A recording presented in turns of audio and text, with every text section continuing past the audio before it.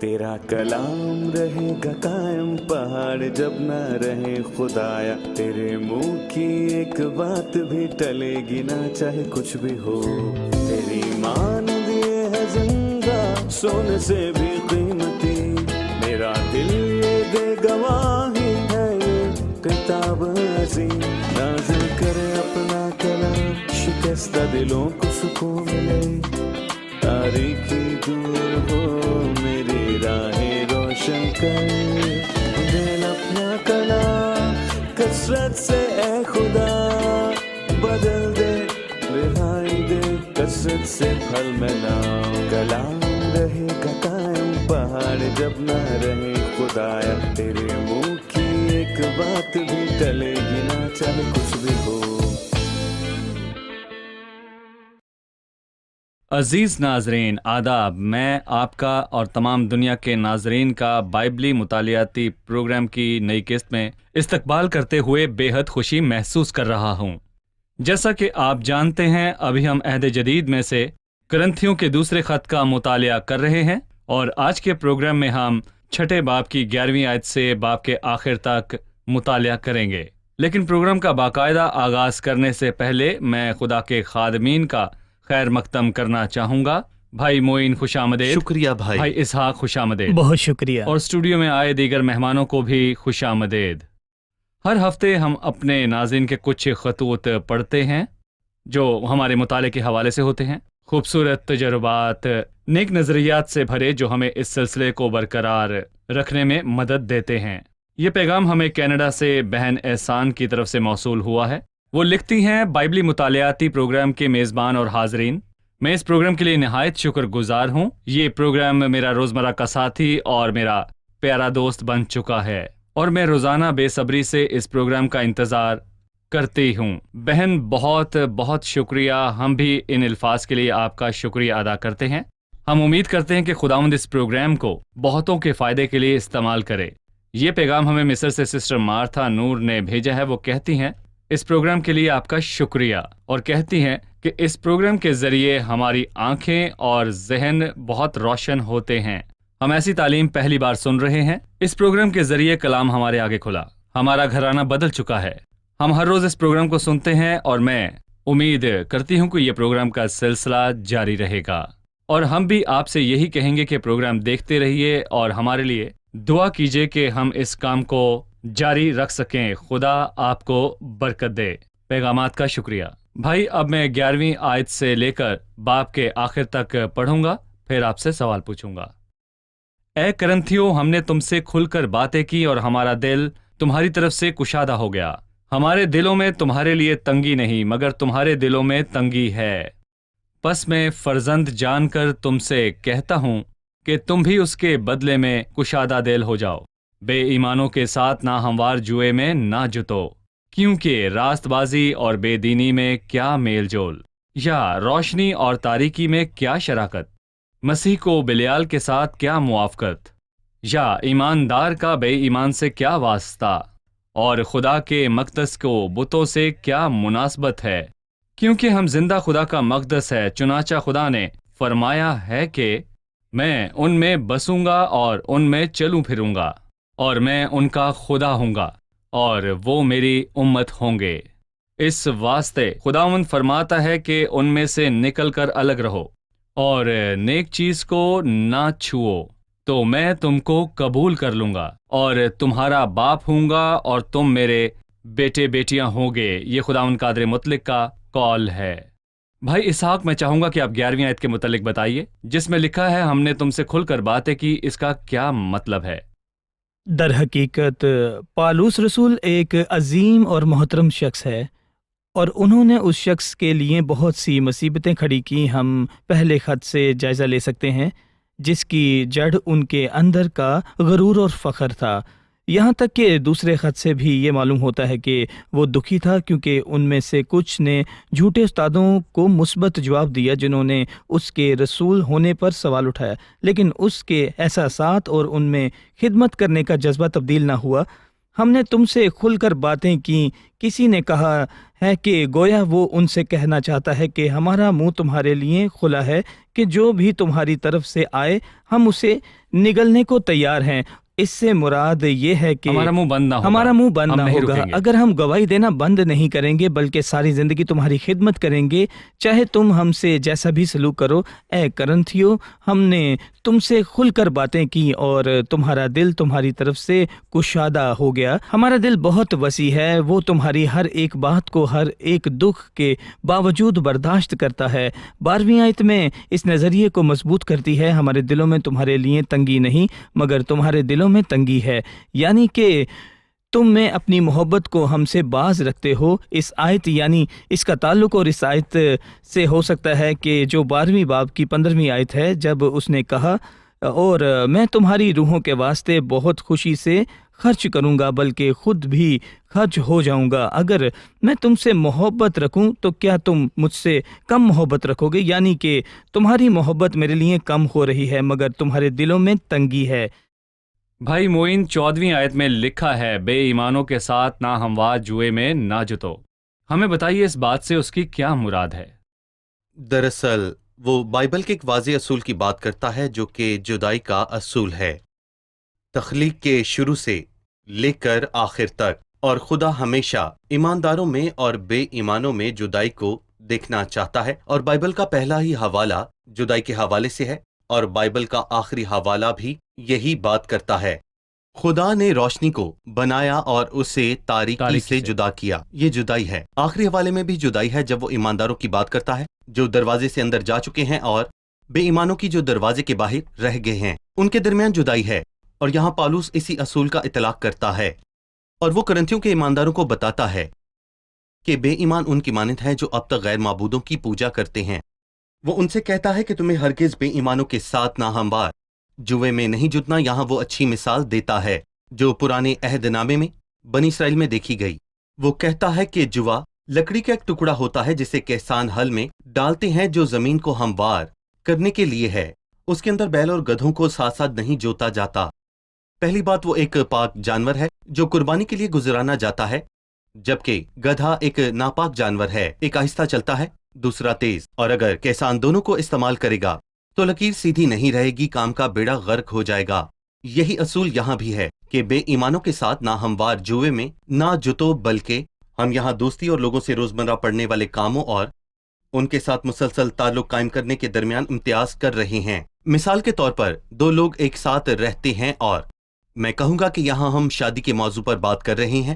ایک غیر ایماندار مرد کو ایماندار عورت سے شادی نہیں کرنی چاہیے، اور نہ غیر ایماندار عورت کو ایماندار کے ساتھ، کیونکہ ان دونوں کی دلچسپی میں کبھی بھی مطابقت نہیں ہوگی، دونوں کے منصوبوں اور برتاؤ اور کھانے پینے میں فرق ہوگا۔ وہ کسی اور محفل میں بیٹھنا چاہتا ہے اور وہ کچھ اور کرنا چاہتا ہے۔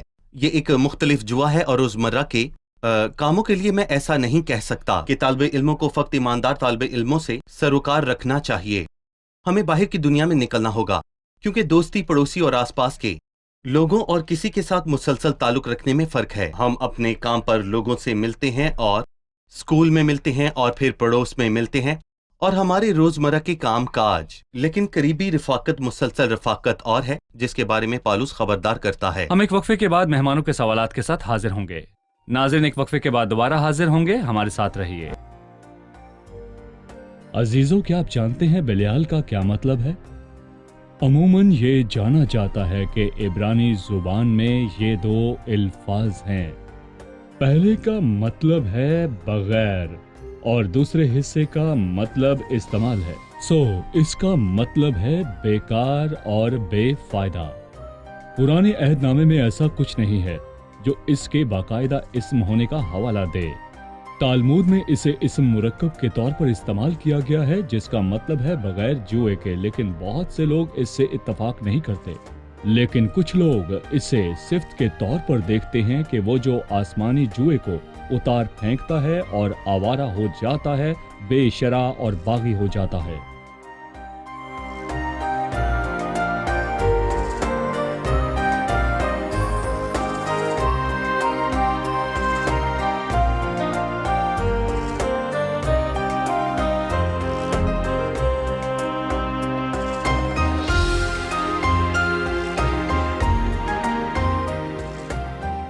افسوس کہ میں نے بہت ساری بیویوں کو اس آیت کا استعمال کرتے سنا ہے جو اپنے شوہر سے طلاق لینا چاہتی تھیں جو کہ غیر ایماندار تھے۔ جی بہت سنجیدہ بات ہے کہ بے جی۔ ایمانوں کے ساتھ ناہموار جوئے میں نہ جتو، کیونکہ بہت سی بیویاں اپنے شوہروں سے طلاق لینا چاہتی ہیں اس آیت کے حوالے سے۔ تو بھائی آپ ان سے کیا کہیں گے؟ دیکھیں، میں کہوں گا کہ اگر تعلق قائم ہو چکا ہے تو ایمان کے بعد میں پیدا ہو سکتا ہوں۔ نہیں، اگر وہ ایک ایماندار ہے تو وہ مسیح کی خاطر اپنی پاکیزہ زندگی کو حاصل کر سکتی ہے، لیکن اگر شروعات سے ہی وہ جانتی ہے کہ وہ بے ایمان ہے اور اس نے اس سے بیاہ کیا ہے تو میں کہوں گا اسے برداشت کرنا ہوگا۔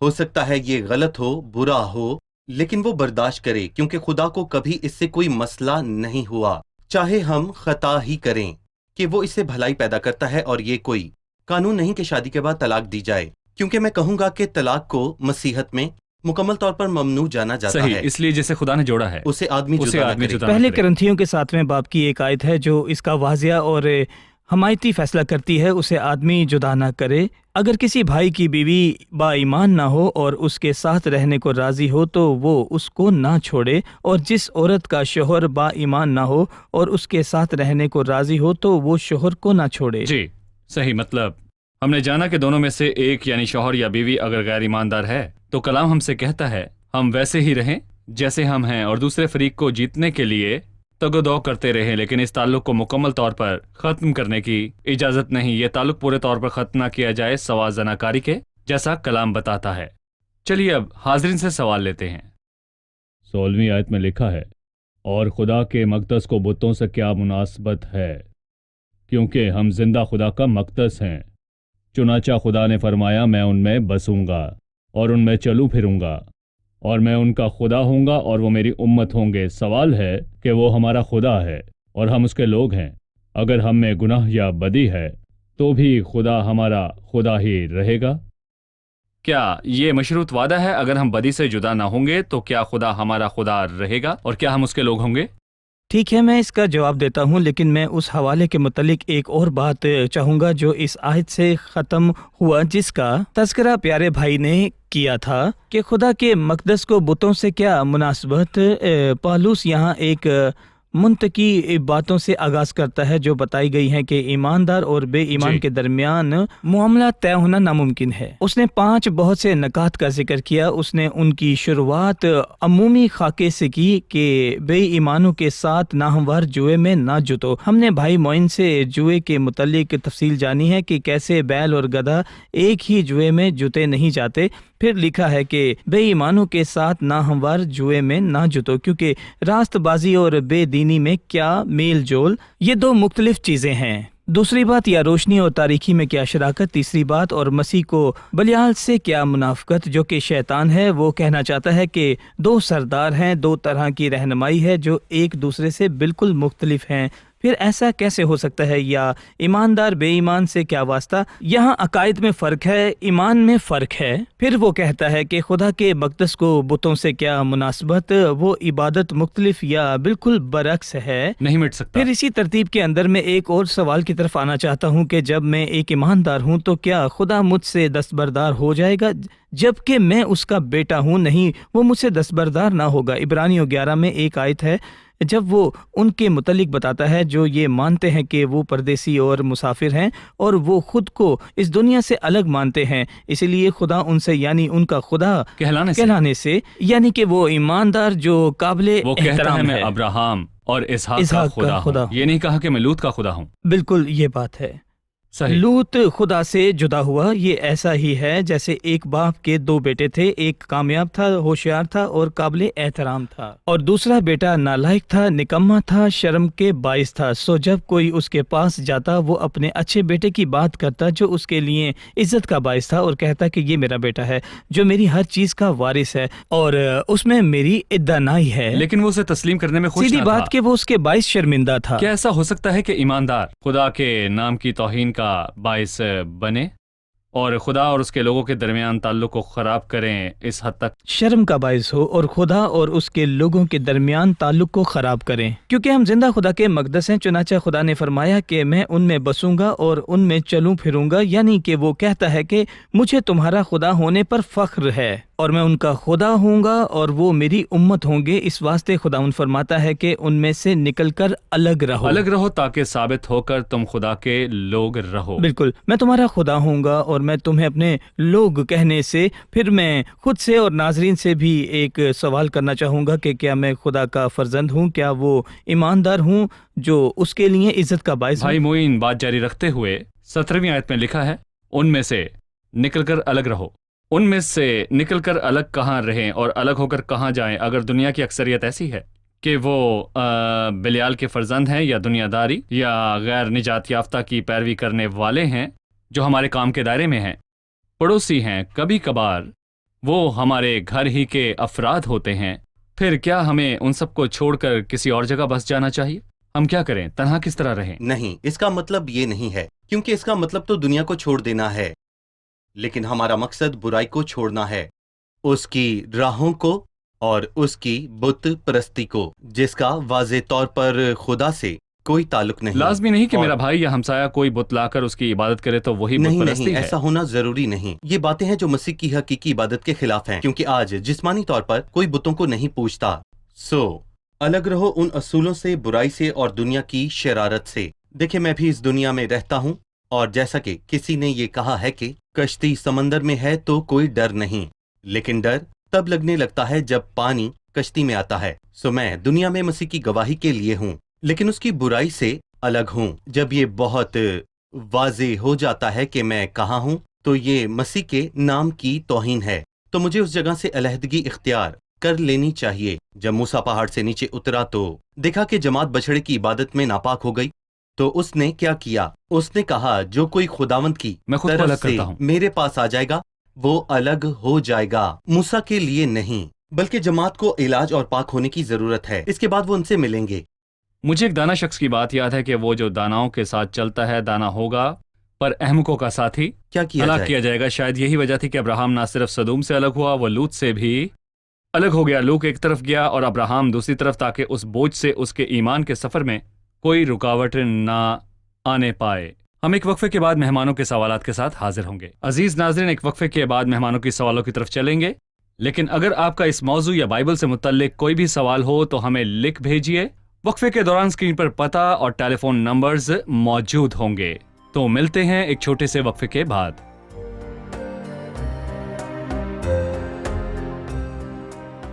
میں نے ان چیزوں کا مطالعہ کرنے کی سیکھ حاصل کر لی جنہیں میں نہیں جانتی یا پڑھنے سے ڈرتی ہوں، تاکہ میں خدا کے پیغام سے غافل نہ رہوں جو وہ مجھے دینا چاہتا ہے، یا وہ باتیں جو میرے لیے مشکل ہیں. ایک آسان اور گہرا مطالعہ ہے، یہ مجھے مکمل سچائی سے آگاہ کرتا ہے. بہت باتیں ہیں، مشکل آیات یا مشکل حوالہ جات. در حقیقت جب ہم انہیں جانتے ہیں، دیکھتے ہیں اور ان کا مطالعہ کرتے ہیں تو وہ بہت ہی مفید ثابت ہوتے ہیں. میں ان چیزوں کو جاننے لگی ہوں جنہیں میں نہیں جانتی تھی. بائبل کا مطالعہ کرنا حوصلہ افزا بات ہے. میں نے بائبلی مطالعاتی پروگرام سے بہت باتوں کو سیکھا. ایک گہرا مطالعہ ہے. حیران کن طور پر ایک پوری کتاب کا مطالعہ ہفتے یا 10 دن میں ہو سکتا ہے. اس سے مجھے ہر روز ایک باب کو پڑھنے کا حوصلہ ملا ہے اور اس پر مختلف آراء کو جاننے کا. ایسا پہلے ممکن نہ تھا.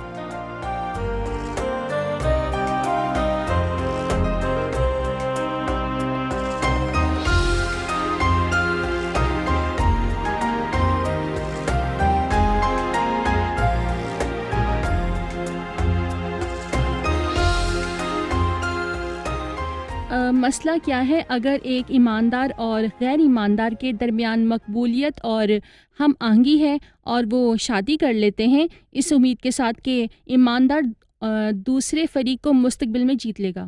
ایک اہم سوال کہ جب دونوں کے درمیان ہم آہنگی اور وہ ایک دوسرے کو سمجھتے ہیں، ایک دوسرے کے قریب ہیں اور ایک دوسرے کو جیت لیتا ہے شادی کے بعد.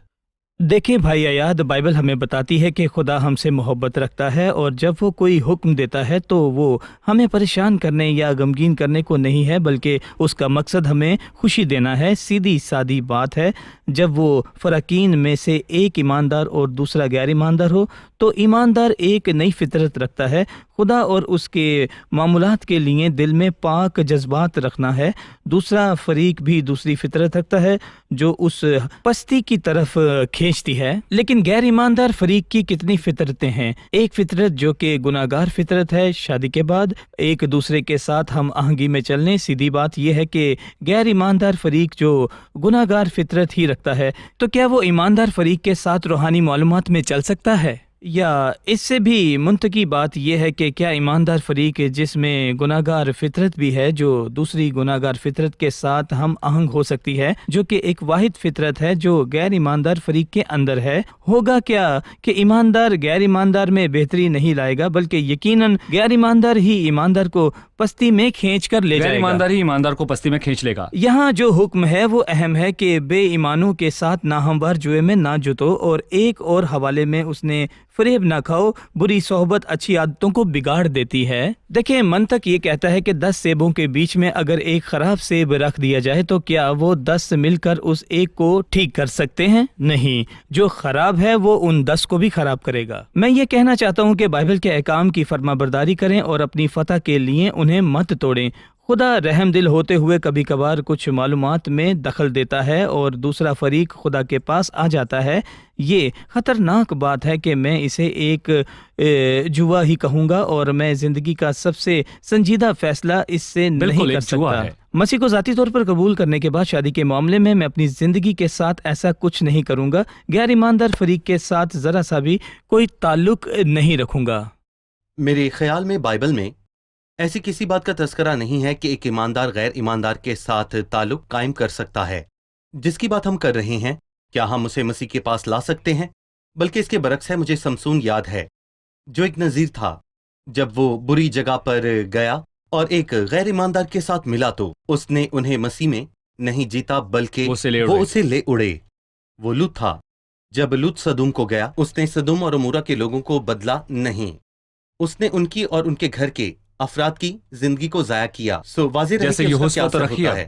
بائبل میں بہت ساری مثالیں ہیں، لہٰذا یہ بہت ہی واضح ہے کہ برائی کا ہمیشہ اچھائی پر اثر ہوتا ہے۔ صحیح۔ آج کی قسط بہت عملی ہے، ہماری زندگی کے عملی پہلوؤں پر روشنی ڈال رہی ہے۔ تو کون بتانا چاہے گا کہ اس نے آج کیا سیکھا؟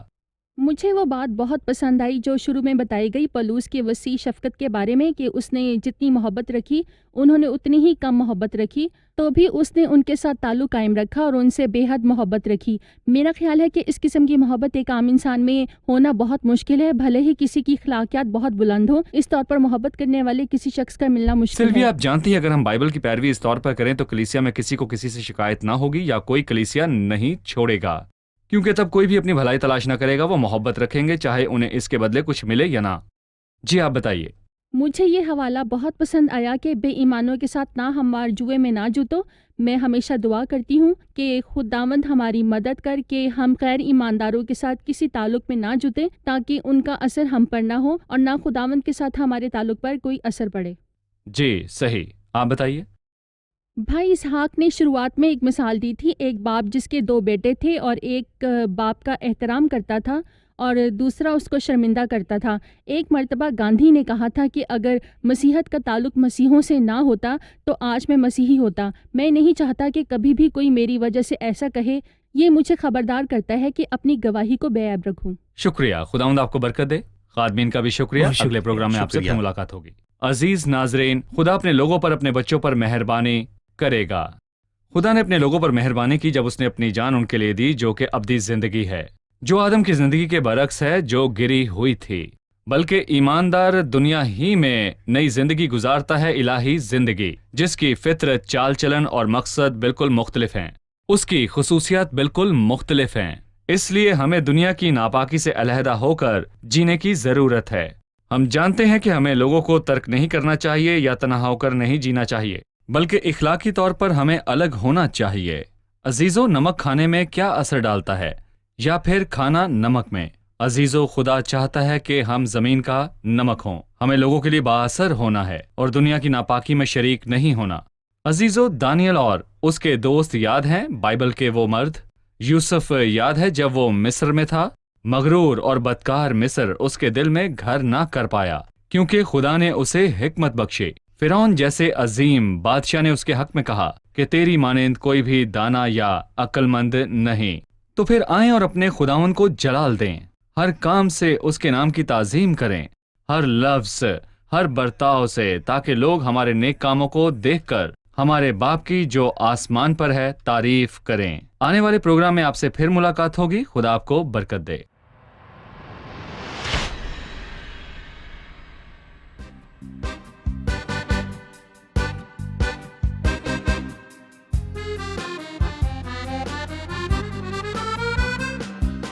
في خضوع للإله أبتغي دوما هداه، في متاهات الحياة مسترجيا رضاه، داعيا ربي الأمين ذاكرا فضل المعين، شاكرا في كل حين للخير والنجاة.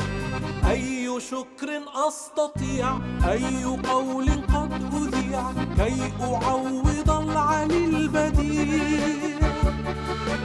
خيرك ربي وسيع، سترك ستر منيع، عارف اسمي فلن أضيع.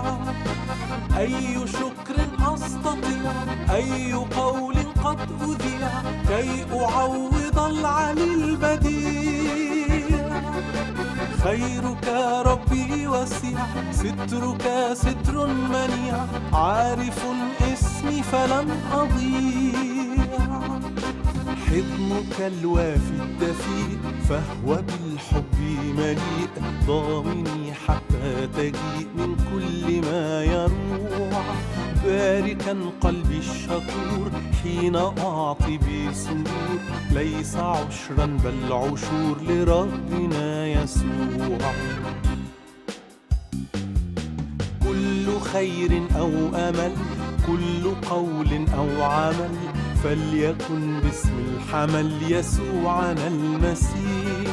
فهو قد أحبنا، قد هدى أقدامنا، قد شفى أمراضنا، وفيه نستريح. أي شكر أستطيع، أي قول قد أذيع، كي أعوض العلي البديع. خيرك ربي وسيع، سترك ستر منيع، عارف اسمي فلن أضيع. أي شكر أستطيع، أي قول قد أذيع، كي أعوض العلي البديع. خيرك ربي وسيع، سترك ستر منيع، عارف اسمي فلن أضيع. حضنك الوافي الدفيء، فهو بالحب مليء، ضامني حتى تجيء من كل ما يروع. باركا قلبي الشكور حين أعطي بسرور، ليس عشرا بل عشور لربنا يسوع. तेरा कलाम रहेगा कायम पहाड़ जब ना रहे खुदाया, तेरे मुंह की एक बात भी टलेगी ना चाहे कुछ भी हो। तेरी मान दिए है जिंदा सोने से भी कीमती, मेरा दिल ये दे गवाही है ये किताब अज़ीम। नाज़िल करे अपना कलाम, शिकस्ता दिलों को सुकून मिले, तारीकी दूर हो मेरी राहें रोशन कर। दिल अपना कलाम कसरत से ए खुदा बदल दे, रिहाई दे कसरत से फल में लाओ। कलाम रहेगा कायम पहाड़ जब ना रहे खुदाया, तेरे मुंह की एक बात भी टलेगी ना चाहे कुछ भी हो।